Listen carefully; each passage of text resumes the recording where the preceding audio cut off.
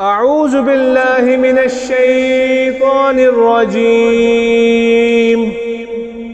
بسم الله الرحمن الرحيم.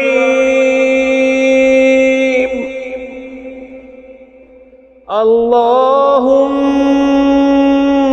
فاطر السماوات والأرض عالم الغيب والشهادة أنت الرحمن الرحيم.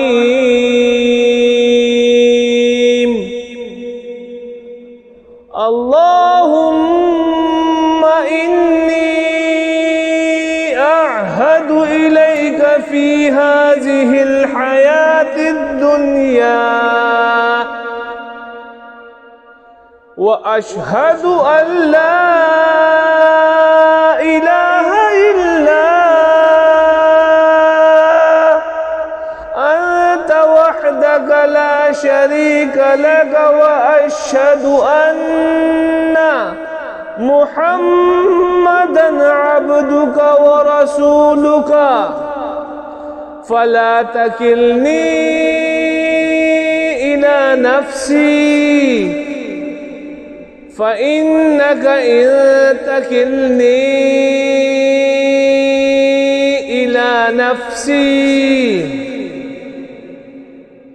تقربني إلى الشر وتباعدني من الخير، وإني لا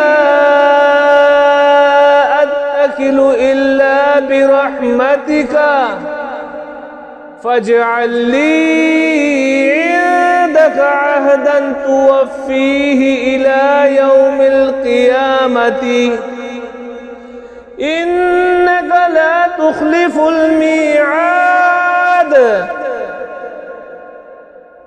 وصلى الله تعالى على خير خلقه محمد وآله وأصحابه أجمعين برحمتك يا